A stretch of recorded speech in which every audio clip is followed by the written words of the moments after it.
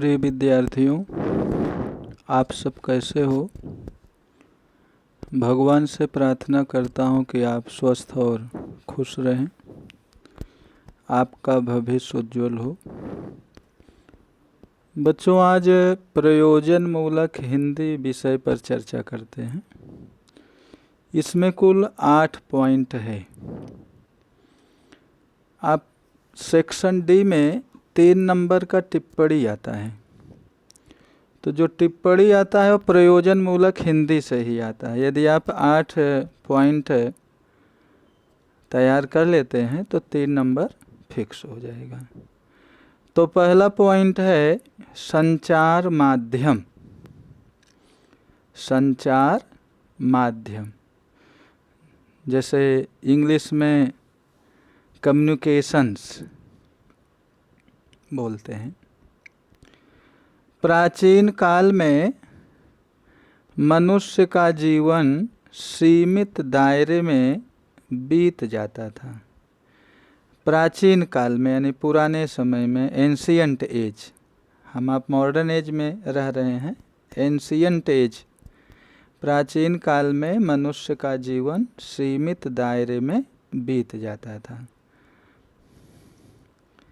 उसे अपने इर्द गिर्द घटने वाली छोटी बड़ी घटनाओं का ही पता चलता था, क्योंकि प्राचीन काल में हमारा साइंस इतना डेवलप नहीं था। आज के तारीख में कोई कहीं घटना घटती है, इंटरनेट के माध्यम से, समाचार पत्र के माध्यम से तुरंत जानकारी मिल जाती है।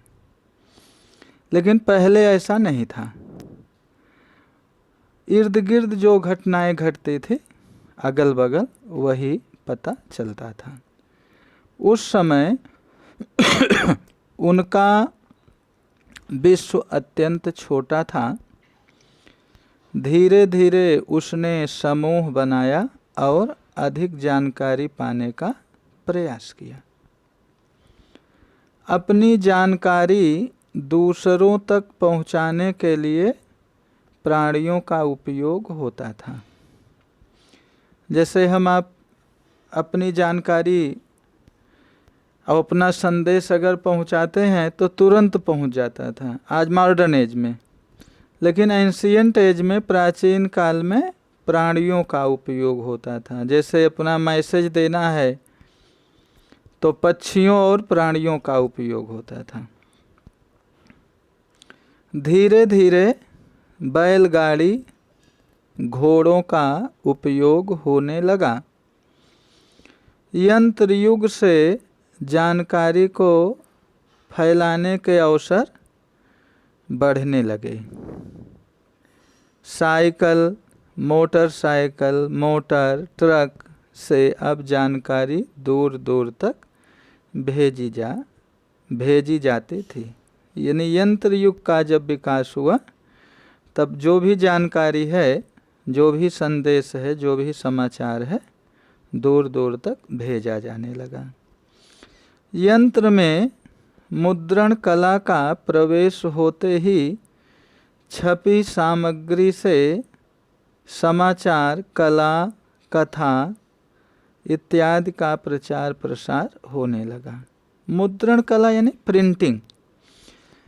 जब मशीनरी युग, टेक्नोलॉजी डेवलप हुई, तो जब प्रिंटिंग होने लगा तो हमारे आपके विचार जो है दूर दूर तक विचारों का प्रचार प्रसार होने लगा।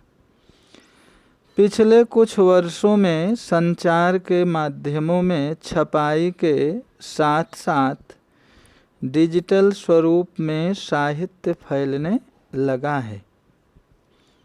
उपग्रहों के माध्यम से, उपग्रह यानी सैटेलाइट के माध्यम से, टीवी, दूरदर्शन,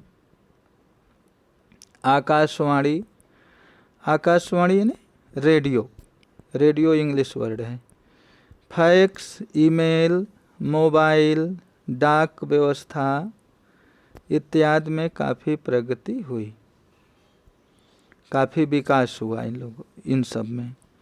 कंप्यूटर का युग प्रगति करता गया। अब इंटरनेट का ज़माना आ गया है, क्षण भर का भी समय नहीं मिलता, क्षण भर का भी समय नहीं लगता और समाचार की घटनाएं दिखाकर एक कोने से दूसरे कोने तक पहुंचाई जाती हैं।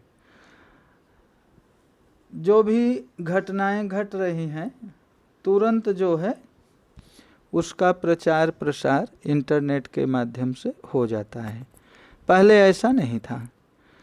तो बच्चों, संचार माध्यम विषय पर टिप्पणी लिखिए और याद भी कीजिए। Thank you.